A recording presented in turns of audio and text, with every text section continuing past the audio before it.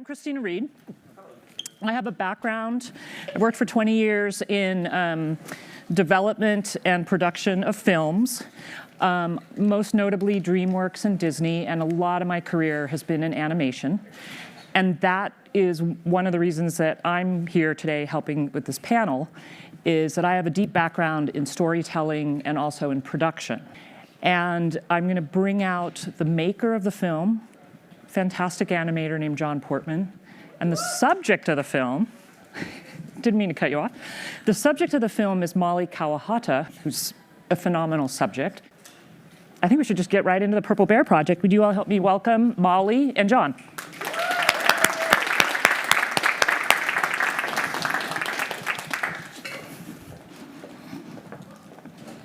Hello again. Yeah. Oh, there's water. Welcome. This is an exciting moment. So I thought we'd take a minute, Molly, and just have you talk about what your work is and how this project came about within that. I've been working in climate for some time, and I'd had this perspective that, I'd worked for Obama, and I had seen the effectiveness of what happens when artists lead a movement. You see, like, you've all seen the Shepherd Ferry Hope poster. A lot of artists played a really big role in inspiring people around Obama's campaign, and I had seen how effective that was. And so I had this belief that creatives, and raise your hand if you are a creative or have engaged in, yes, awesome. Hell yeah. Engaged in creative pursuits, right? That creatives not only play a role, but should lead the way on climate. Yeah. Yes. And so that kind of brought about this idea as Alex and I had been talking, and we talked about doing sort of like a Manhattan project. And I had this terrible idea, but this idea where we could put a bunch of creatives in a room and be part of like a coalition or team and like make something. But we realized that was like way too unstructured and made no sense. And so he came up with this great idea to pair sort of like an SME type person with like a brilliant artist in order to come up with something that would make a statement on climate. And Jon, tell me how the project came to you. Project came to me, I actually remember I was driving up to Vermont from New York City, probably about 2 years ago, and Alex gave me a call, and he kind of walked me through this idea that you guys had been circulating around this weird incubator for art, where they wanted to pair an artist with kind of a world changer and figure out some project that would be the net result of that. And he pitched it to me, and he was just like, yeah, we're kind of just figuring out what the shape of this is. And I told him I was obviously very excited about it, and I told him like film would be a great medium for that. I told him I would of course be down to be like a test subject on that. And he's like, well, I think we have someone we might be able to pair you with. He told me about Molly. I had already seen some of her stuff because I had been at the previous Sea Change.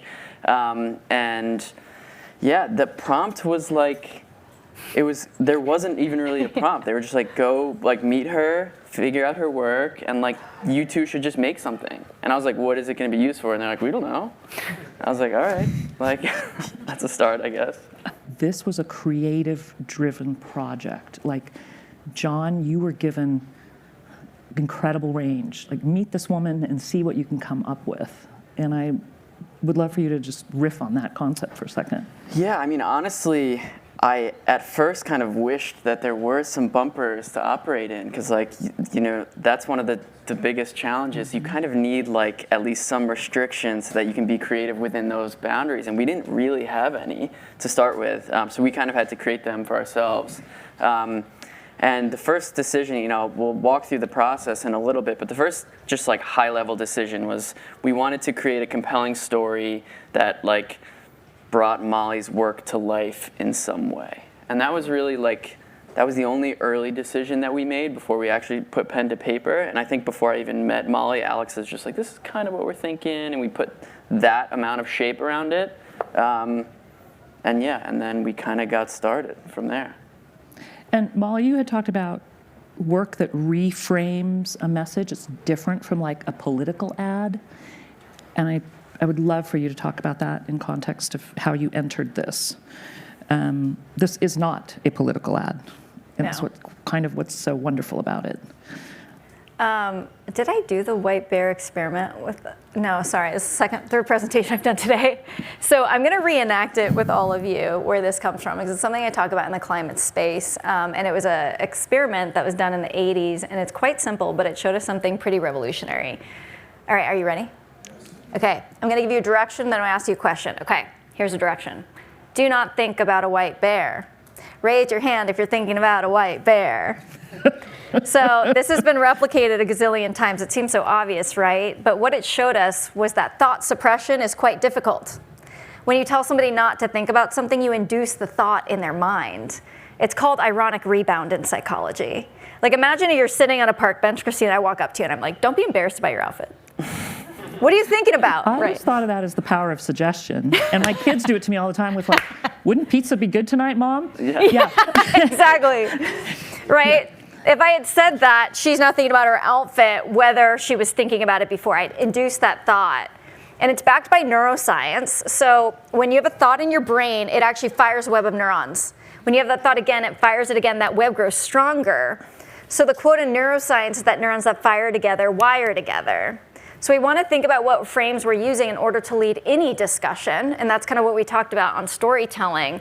And there is such a framing around climate is about glaciers melting and polar bears, which is incredibly divorced from the vast majority of people with the income inequality we have in America don't have the luxury of thinking about things happening thousands and thousands of miles away.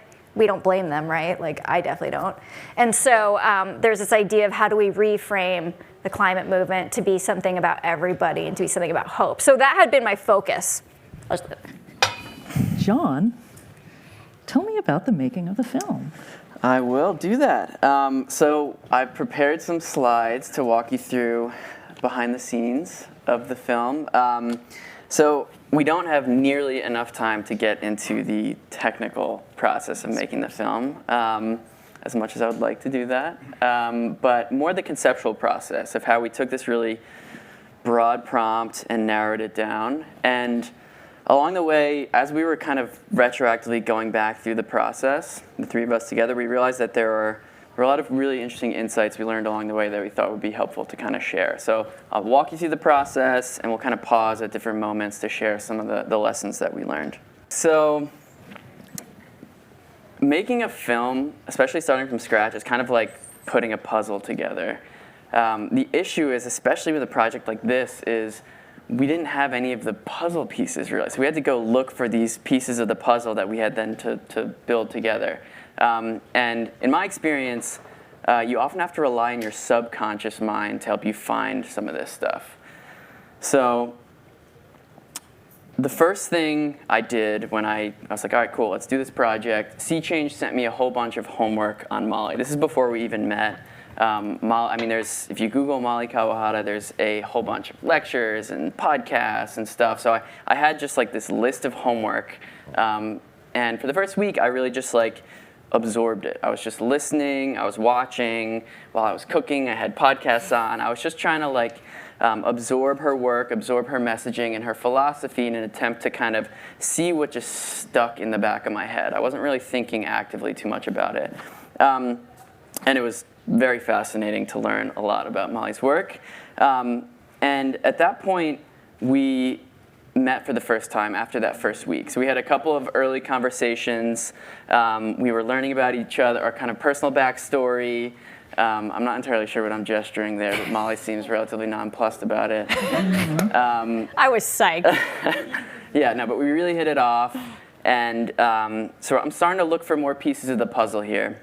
I started asking Molly about like her, I learned about her personal backstory, which we can get into a little bit, but also her artistic preferences. So I'm like, what kind of music do you like? And I'm learning that she has this very eclectic taste in art and culture. And so she's like, well, I really love Bob Dylan, and I really love E40. And I'm like, okay, that's like a good mix. And then I'm like, how about art? Like, what artists do you like? And she's like, well, Rothko is one of my favorites, and Cezanne's Dark Era, and obscure Japanese woodblock printing. And I'm like, okay, like we got some stuff to work with here. So this fuzzy picture is starting to emerge of who this person is and what their work is about. And I'm starting to kind of gather some of the pieces of the puzzle. And at that point, you know, I kind of have a basic understanding, foundation of Molly's work. This is where we needed to start to narrow down some of the themes that we wanted to focus on. So these were the four that stuck out to me as I was going back through Molly's work. And she walked us through a few of them, but Molly, do you want to just like quickly walk us through the ones that you didn't cover here? Yeah, so neurons that fire together, wire together, you talked about that. It's like the brain, neuroplasticity. Change is not predestined. This is this idea that we have this visual spatial metaphor in our brains, right? If you read a history book, you see history happen in a line. So it almost looks sequential, like it was supposed to happen. And when you actually think about that, we can actually realize that progress is not actually the natural force of the world. That change happens not because of that, but in spite of that, because people fight like hell. And they do things that wasn't supposed to happen. So we weren't supposed to reach a place of increasing justice and equality. We still have a lot of ways to go.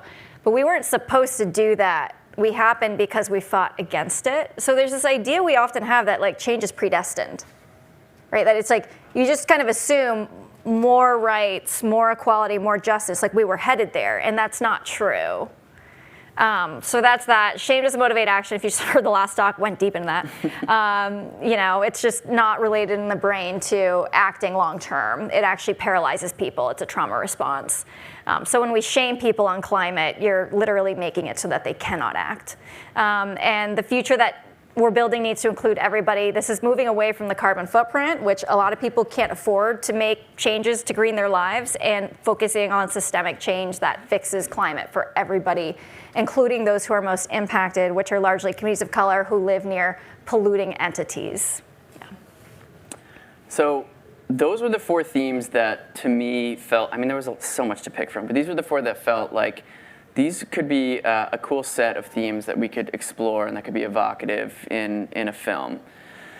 And so at that point, I started getting into the visual process a little bit. So if anyone has worked with a mood board before, this is an early example of one of the mood boards I put together. The goal of creating a mood board is to collect images and colors and textures. And the idea is that you're putting together a very loose direction for where the visual process is going to go. The idea is when you kind of squint your eyes and look at this, it aggregates and averages out into like a single vibe that everything needs to kind of follow.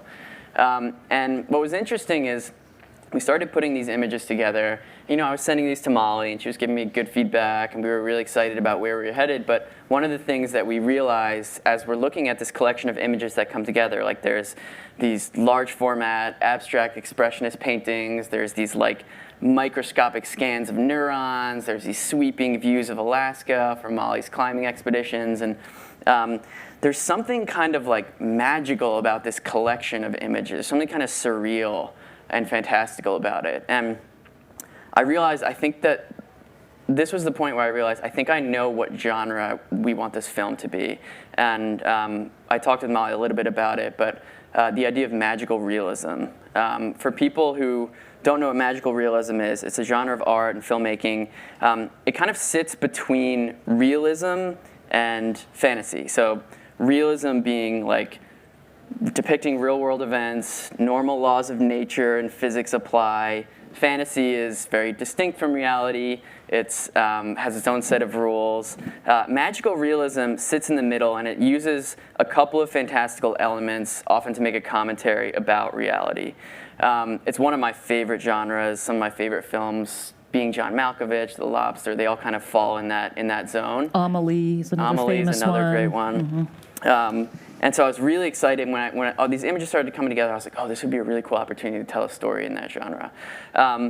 But there was something missing from this mood board. And it's represented by this gaping white void in the middle of it. And I couldn't figure out what it was, and it was killing me. I'm like, what is the thing that unites all of these disparate references and images? And then I realized that it was Molly.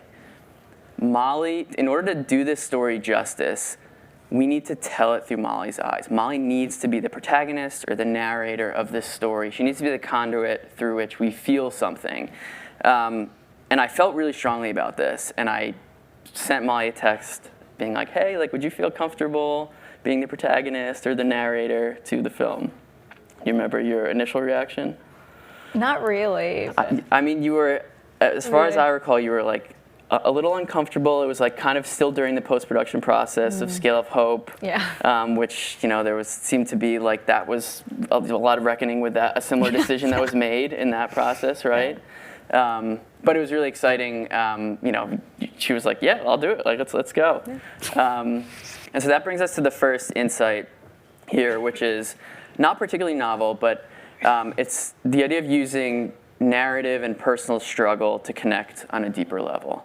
Like, we experience our own reality, our own stories through our own two eyes. So it only follows that we would experience a story that we're encountering through the eyes of someone else. And I think the rule here is if it feels vulnerable and if it feels scary, you're probably on the right track.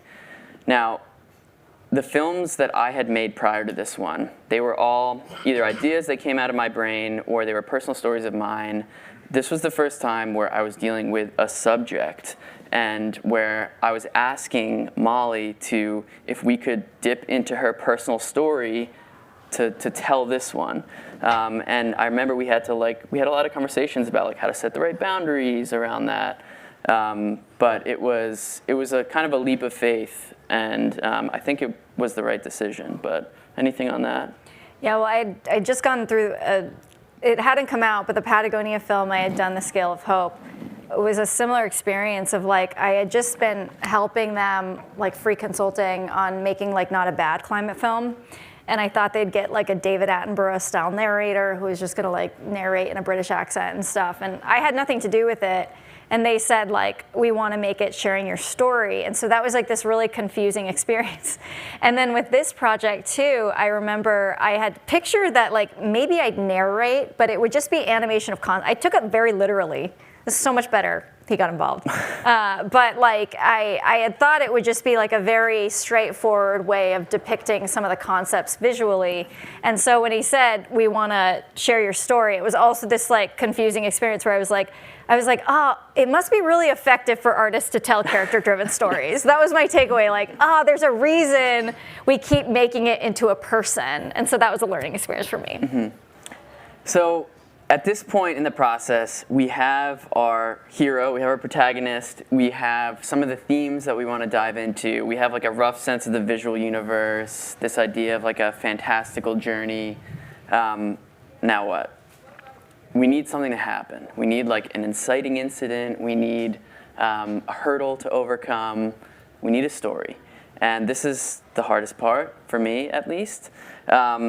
And so inevitably, when we got to this point in the process, I immediately started procrastinating as much as possible. And I was scrolling on Instagram, and I get onto Molly's page, and you know, I'm like reading about these incredible ice climbing expeditions she's going on in Alaska, and she's opening up about these personal struggles with mental health, and she's talking about these obstacles she's encountering on these climbs, and how surreal and magical the landscape of Alaska is.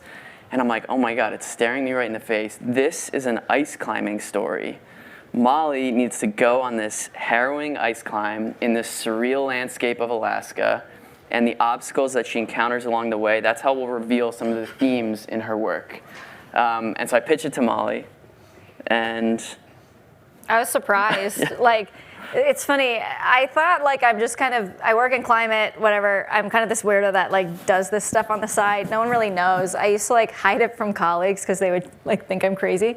And so it was this new thing where basically my whole story was being integrated. And again, I experienced that with the film we'd done before where like it was an ice climbing film.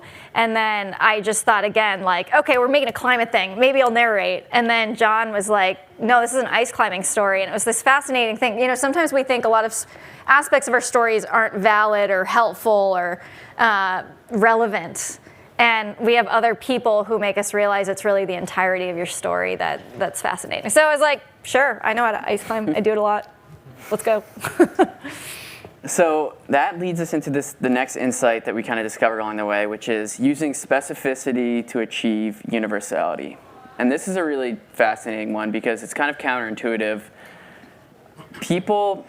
The more a piece of art tries to speak for everyone, often the less it does so.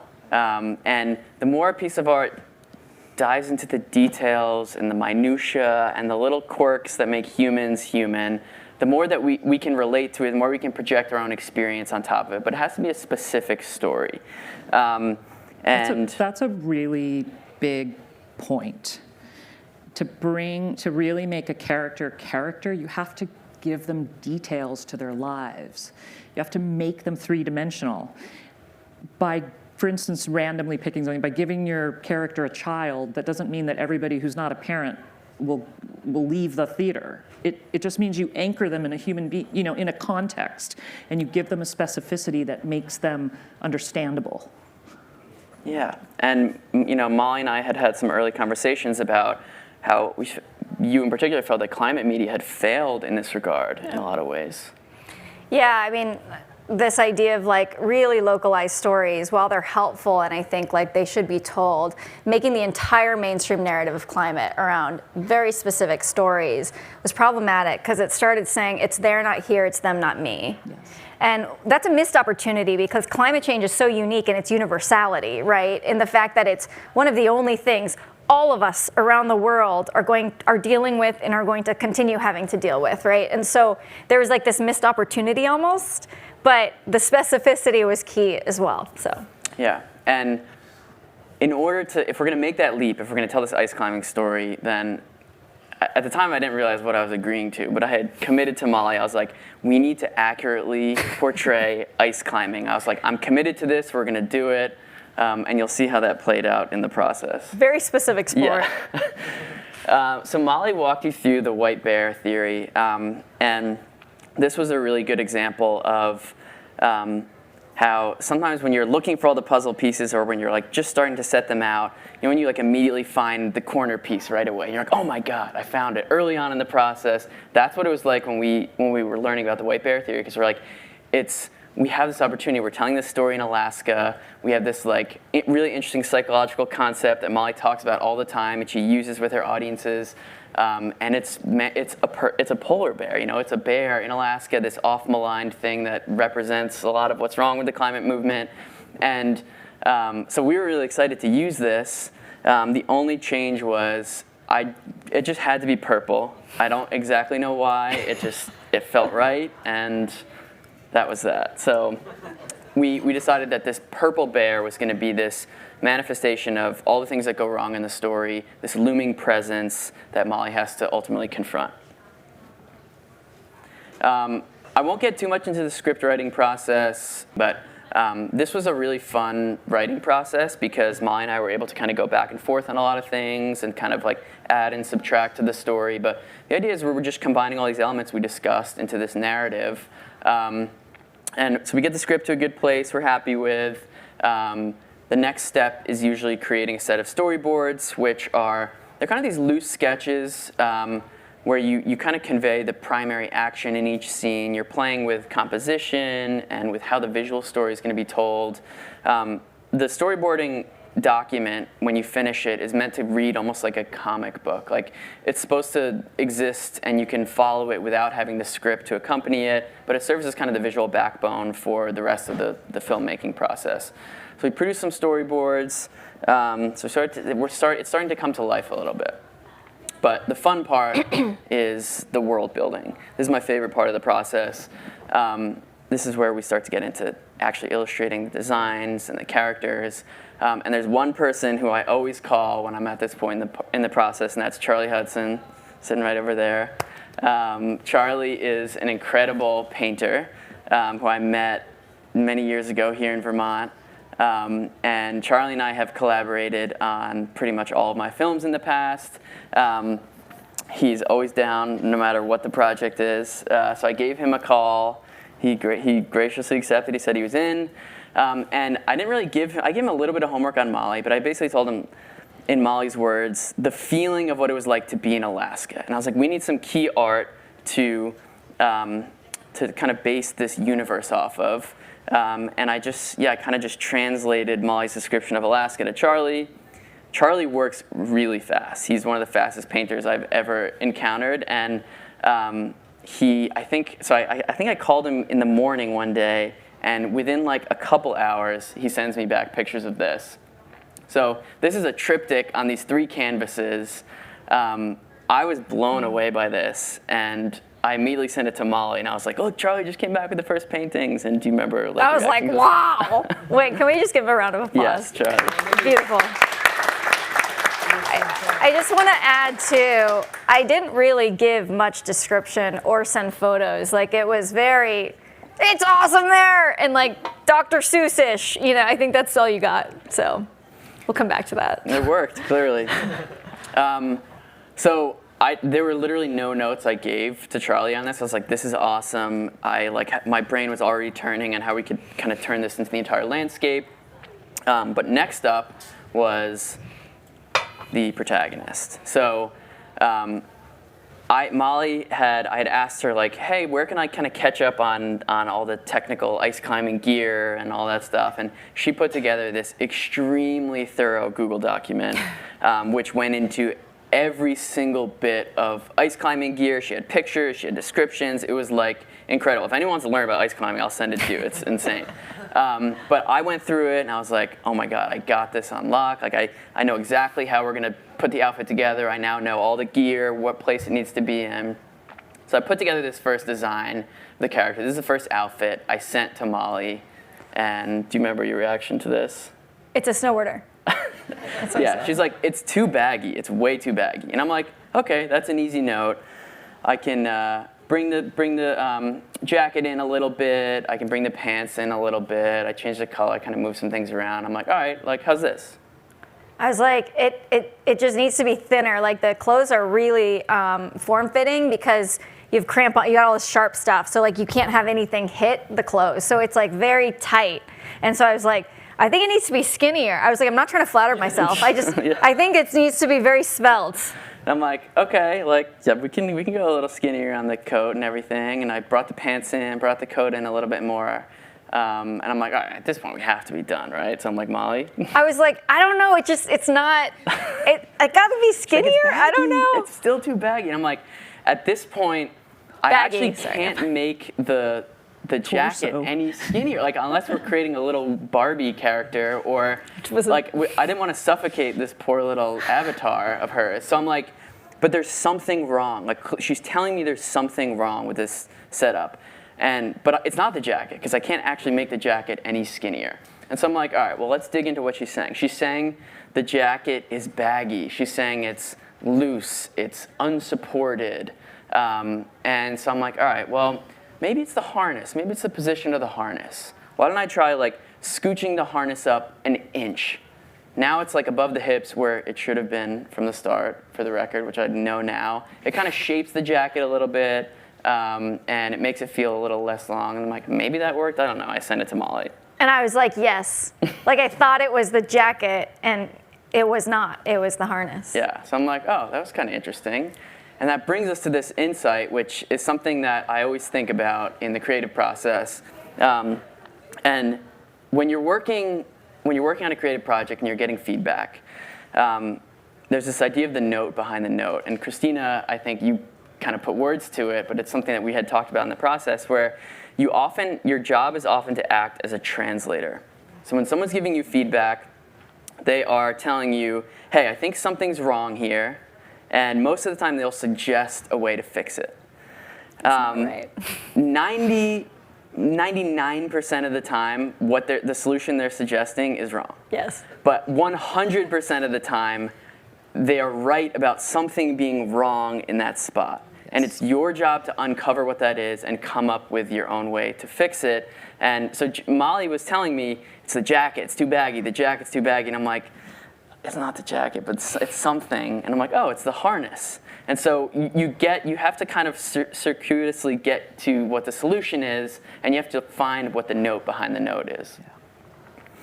Yeah. So the world is coming together. We now have this Molly's character. We have this kind of magical landscape of Alaska. We have the purple bear. And then the last piece that we had kind of dove into at this point in the process was we thought it'd be really cool to be diving in and out of Molly's brain throughout this process to kind of see the way the neurons are wiring and firing and rewiring together in real time. And so we needed to come up with this kind of abstract way, but somewhat scientifically accurate way to show the neurons. So that was the last piece of the kind of style frames for the film that we would use to eventually animate. And it's at this point where we started the animation process. Again, I don't have nearly enough time to get into that, but we spent a long time animating this stuff. And I'm going to fast forward in time a little bit because this is really interesting. A couple of weeks ago, Molly, I just get this flurry of text from Molly. It's just all these pictures. She's sending me all these photos with no context. And I hadn't seen any of these photos before, and I'm like, oh, like, these are cool photos, like dot, dot, dot. And then she starts sending me these screen grabs from the final film. And she's like, look at the side-by-side. I had never seen these photos before. No one on the team had seen these photos before. Some of these were taken like during the production of the film or after the film. They were all taken after the film had come out. Yeah, and so it was incredible. I mean, Molly says she didn't really do much to describe what Alaska looked like or felt like, but somehow the feeling of being on the ice wall in Alaska was communicated through this process in such a strangely coincidental way that like something happened there. Yeah, I think it's remarkable because I had really just described like the poetic emotion and feeling and like it's awesome. Like I'm not great at describing, I don't know. And so like it just blew my mind that he had magically captured it without knowing it. In any way. Like if you take something in your brain and you put it in like a few nondescript words and then you give it to him and he pulls out the same image in some way, it's like this extraordinary thing to see come to life. And what also blew my mind was that these were taken after. And I wasn't posing them. Like I wasn't like, oh, I want to be her, let's pose. Like they just coincidentally, I posted that to my Instagram and I was like, I recognize that pose. So there's something like really incredible and like almost mystical about that experience working with Jon. Yeah, it was wild. I was extremely surprised by it too. So the last section here is about the team. So film is a collaborative medium. It's one of the things I love about it most. And short films in particular, the teams are smaller, so everyone kind of has an outsized contribution. So this is the incredible 6-person team who put this film together you're about to watch. Most of them are here today. So Max Walters is a senior at Middlebury College. He's an incredible animator. Can I say the rope you got so good. Max, it's very impressive, like the way the rope moves. I brought Max in to do all of the physics simulations and the effects and all the 3D work, and he did an incredible job. Max has an amazing career ahead of him, and I'm sure we'll work together again. Ethan Harrison, aka Baby Wolf, really good friend of mine. Ethan is an incredible DJ and sound designer, and one of the things we knew about this film is that we are trying to place the viewer in this immersive environment, and sound is so key to that. And on top of that, it's such a weird film. Like it's just such a strange, surreal film, and so I needed a properly strange dude to help me with it. You know Molly by now, you know Charlie, and then the last one here, Michelle. Michelle also went to Middlebury College, which is where I went. Michelle works at this really interesting intersection of animation and science. And so when we decided that we were going to use this concept of the neurons and showing them firing and rewiring, I knew I had to call Michelle because in her work, she uses animation to tell these complex scientific concepts, and she has backgrounds in both science and animation. So she was like purpose built for that role, and she did an incredible job, which you'll see. And then you know that dingus in the bottom right-hand corner. Michelle, this is a picture of me and Ethan working on the soundtrack in San Francisco. He's yeah. It changes you. It does. Yeah. He blew my mind with that, as you can see here. So then the last insight here is harmony above all else. So I think one of the things I've learned about working with artists and creatives is there's a particular set of conditions that they need to do their best work. They need safety, they need security, they need trust, they need validation, they need room to explore. Ultimately, they need harmony. And as a creative leader, a director, I think a lot of people think about that role as being, it's your job to come up with the vision, and you need to make sure that vision is perfectly executed at every level in the process, that it cascades down directly from you. And that is important. That is an important part of the role. In my opinion, it's secondary to preserving harmony amongst the creative team.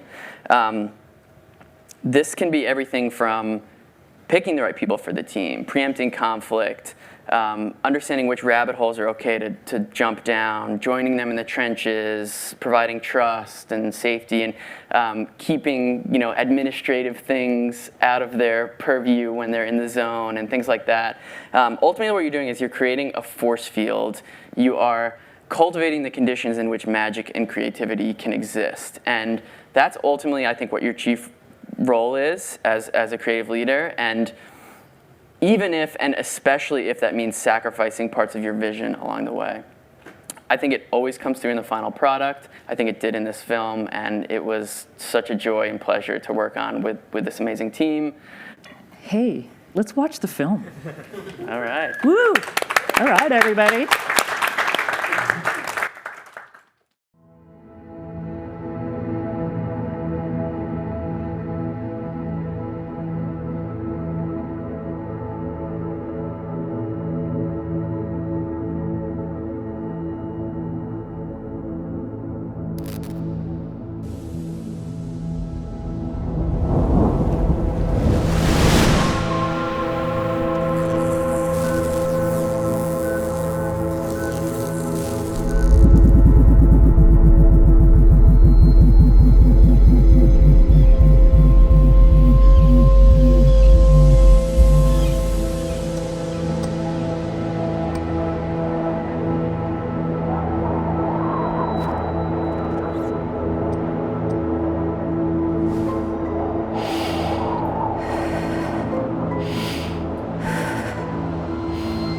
Don't think of a purple bear.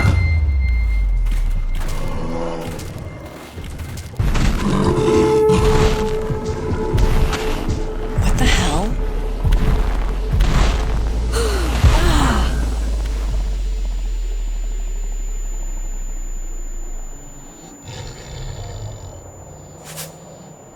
Don't think about the point of no return.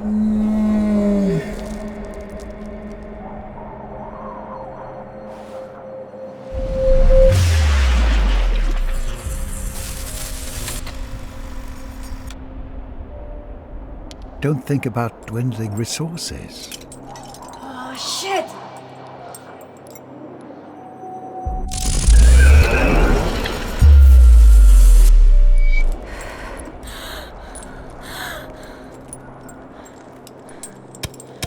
Don't think about your mistakes. No, no, no. Or the enormity of the task at hand.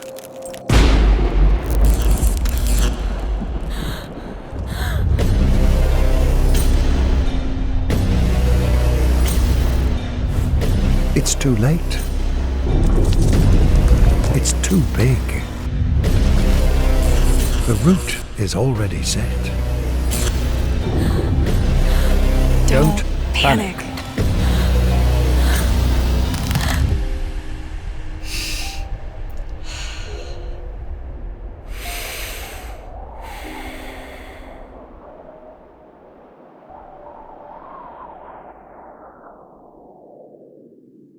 Within the darkness, I can see it, waiting for us.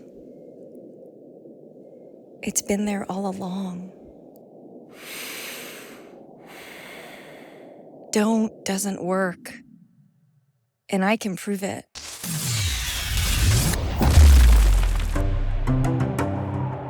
Don't think about the solution. The one that's right in front of us.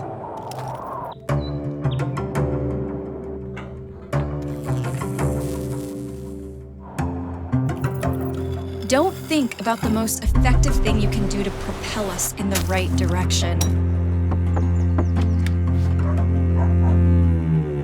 And how our health and well-being depend on it. Momentum, hope, change. They're not predestined. Yet sometimes it takes the pain, the darkness, the purple bear to learn. The promised land is within our reach.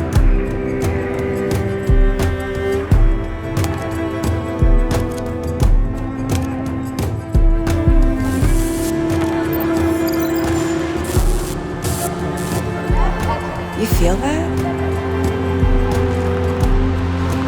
Now don't think of a purple bear.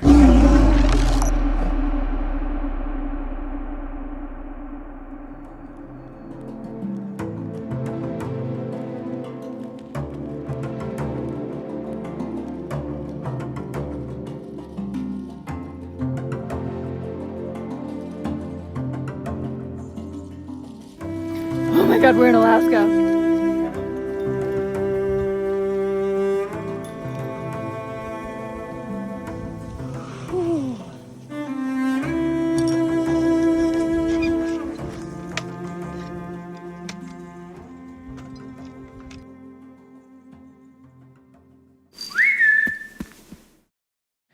Questions from the audience at all? Yeah. How did you determine the cadence of such a short film to get the most impact? And what's that thought process? So when you're working in animation, every additional second that you're adding to the story is adding like weeks and weeks of work. So, and I also, before I started working on films, my background was in advertising, and in advertising, you are taught to be so damn efficient about every second that you are using. And it's an impulse I have to kind of fight against now that I'm not working in advertising as much anymore, and you gotta kind of let things breathe a little bit. But as you can see, I still have this tendency to like cram a lot into a short amount of time. And it's a wrestling match. Like the editing process, you know, the film may start at 8 minutes, and then you cut it down to 4, and then all of a sudden it balloons again, and so you're constantly moving the like sound bites around. You know, Ethan and I, when we were working on the soundtrack, like there were things where, you know, there's a rhythm to how you want the edit to feel, and there's a rhythm to how we can like understand and like let concepts absorb in our brain before moving to the next thing, and you really can't figure that out until you try something and watch it, and you're like, I think we need to like give this a few more seconds. I remember Molly, there was one point where she was like, there's this one section, it's just not working for me. I don't think it's like connected as well. And the change we made was like, we literally just delayed like a sound effect by a few seconds, and it just, all of a sudden, it just like connected. So I don't know, I find there's a lot of like happy accidents when you're in the editing process, but it's a very musical process, like not just using the music, but like the rhythm of cuts and things like that. That was a kind of long-winded answer, but I hope that. A lot of times before these types of creative processes, there's like who you are before the project and then who you are afterwards. How has this process, this creation shifted or changed things for both of you? You want to go first? I think it's shifted my perspective in climbing, that I realize like the landscapes are real, they're also surreal. And there's something odd and fascinating and an incredible privilege of getting to spend time in a surreal landscape in real life. So I feel like I'm kind of in another world, which is kind of magical, thanks to the world you all created for me to live in. On my end, I would say it was a real, and I think I mentioned this earlier, it was a real big learning experience for me, working with like an external subject outside of myself. Like I've worked on these small films, and again, they're always like ideas of mine that I, you know, tease out and work through, and ultimately I don't really have to like answer to anyone. I'm not telling anyone else's story. And it was it was challenging and really fun to work with someone else where I'm trying to like extract things from her brain, and I think I really like that process, and I think that's something I'll aspire to do again in the future. I love the idea of the specificity to achieve universality.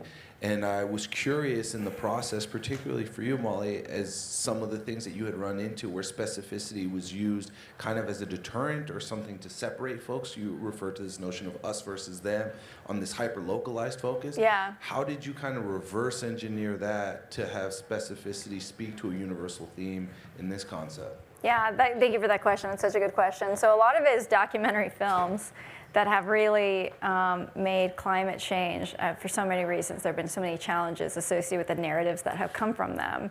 But one of those is like, again, when you tell super localized stories of like one person impacted by this one disaster in this one place, again, it's a good story to tell. They should still be told. But as a mainstream narrative, the challenge is it's very distant and it's not my problem, right? And climate change is our problem. So one, I think, ways we talked about this was I was like, you know, if you're ice climbing, it can't be like a, you know, like an Everest IMAX documentary. Like it has to be like a fake other world. And I think one of the ways we talked about that was like the way you all brilliantly created the ice made it look like a real place and also a place in your mind.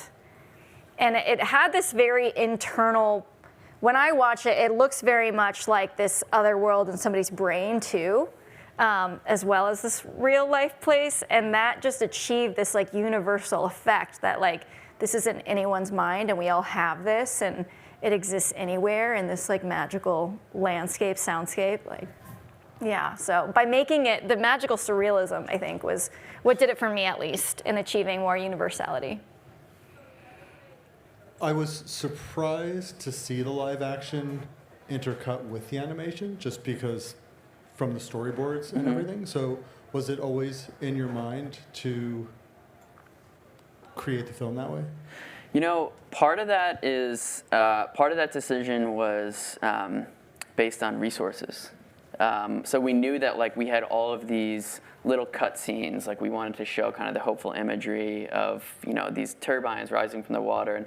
And a lot of those are actually partially animated. Sometimes I'll take like live action plates and like animate little things inside them to make it happen. But sometimes you're looking at the amount of resources you have for the film, and I'm like, all right, well, we have half of a second on the shot of like going through these solar fields, and I could spend a month working on that half of a second. You have to build the environment, design the scene and everything. And there was a point in the process where I was like, well, it might actually be cool if we use real imagery and kind of intersperse that and try to like draw the bridge from this surrealist world into reality a little bit. So it was both a kind of resource decision as well, and that became more of a creative decision along the way. Yep. Yeah, I wasn't fully forming it, but just around like budget and support, and part of creating a harmonious environment to create things is also not only having like an emotionally healthy space, but also having the funding to be able to make it a priority. And part of the so I work in video and I run a small production company, and I'm constantly faced with this reality of things that mean so much, but budgets that don't necessarily align with the meaning of it. And so it's like constantly supplementing that work with stuff that perhaps means a little bit less, but can, you know, be reallocated.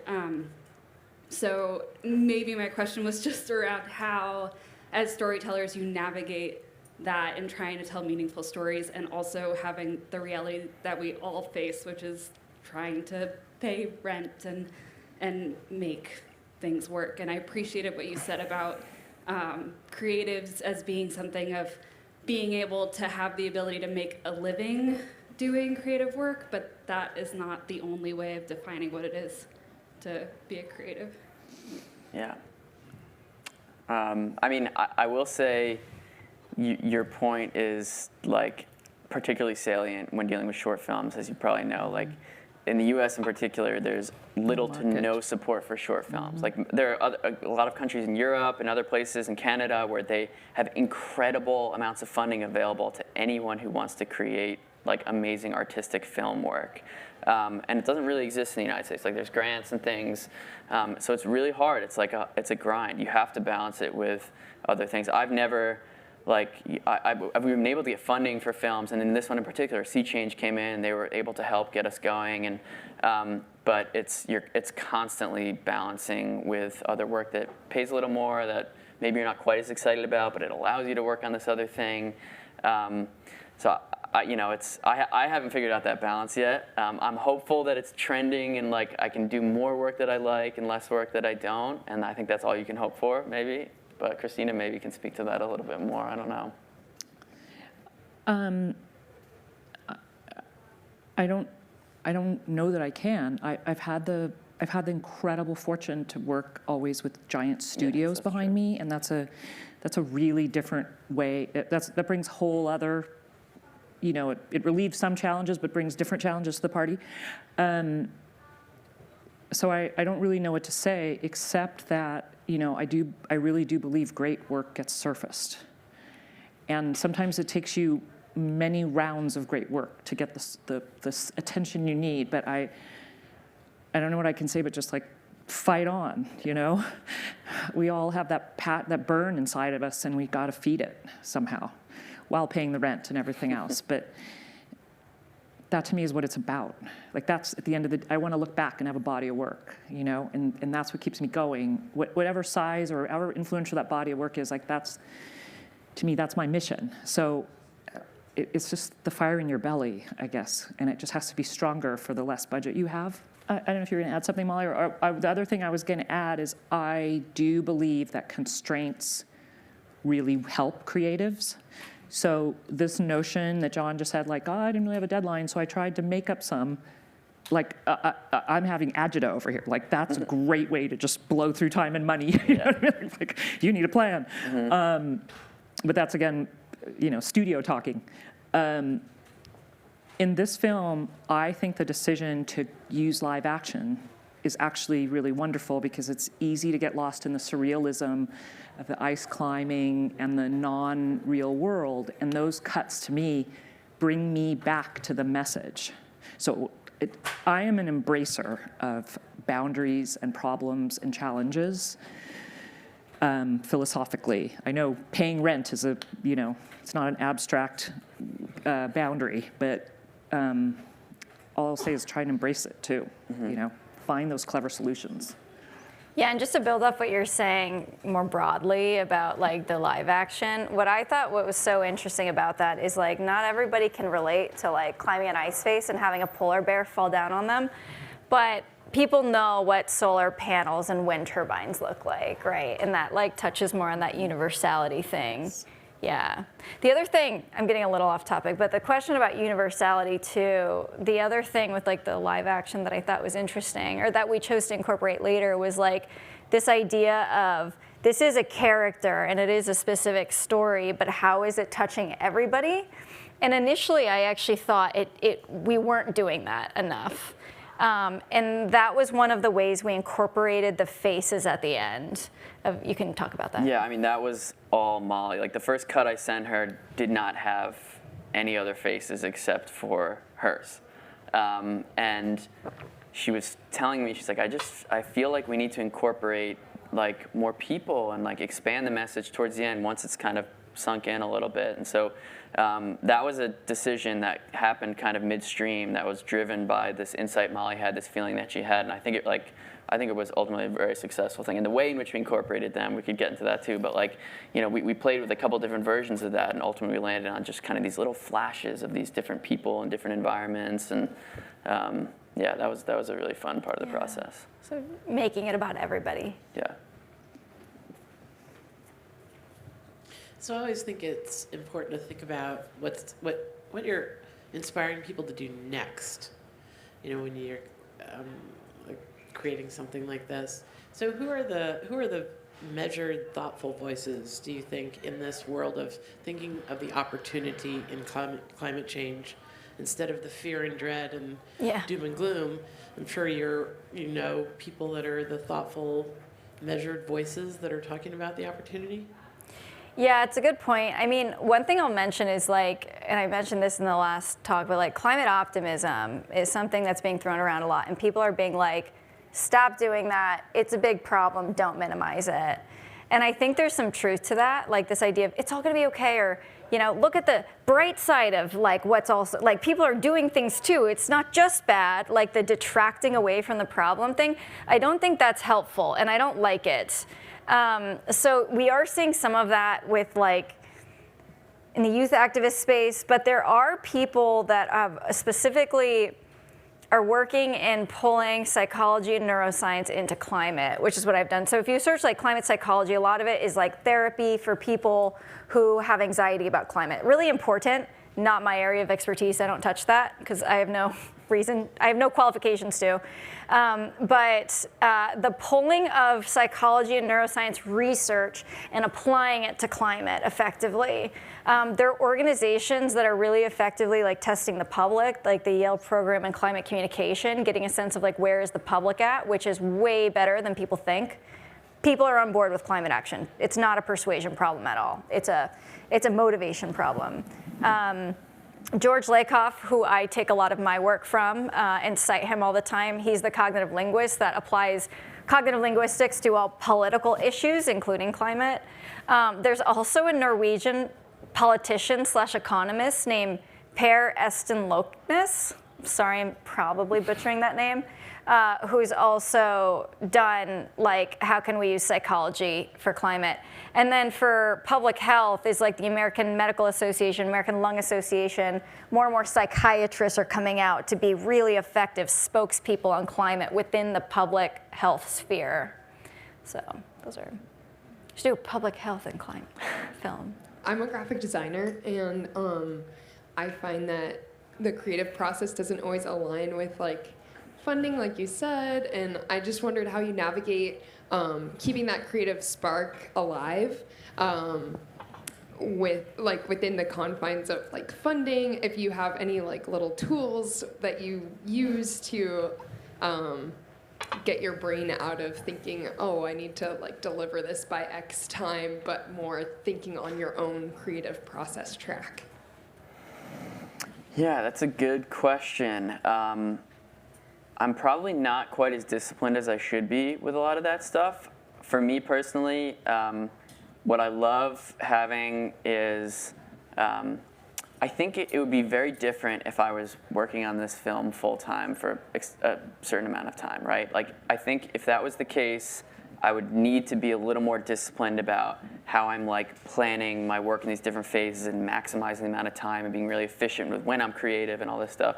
But fortunately, most of the time I was working on this film, I had other projects to pay the bills, to pay like things like that are happening that maybe I'm not as passionate about, or maybe that aren't quite like tickling that little creative thing that I need to, And what was great is having this. So like, first part of the day I may work on this thing, and then I can turn to this, and like all my creative fuel is ready to just bury into this. So having that balance, I think, actually can help with like creative projects like this. But other than that, in terms of like the team, like I've never had enough funding for a project to like pay everyone handsomely or even what they deserve. Like I'm always asking for favors. I'm always, there's a lot of work trades that happen, as you probably know, with artists like this. And sometimes you have to just like, you're a little beholden to someone else's schedule, and you have to be okay with that. And you have to find ways to fill in the gaps. If someone's like, well, yeah, like I'm down to help you on this, but like I can't get to it for another month. And you're like, all right, well, I better make use of this time while I'm waiting for them to have this window of availability. I better make sure that everything is organized in this handoff to them, so when they're ready to go, they can get going without any delay. It's just like, it's like herding cats. It's insane. But you know that, I'm sure. It's really great to share this time with you all. Thank you. Thank you very much. And I think we'll close it. Yeah. Thank you. Thank you, Molly. Thank you, Jon. Thank you.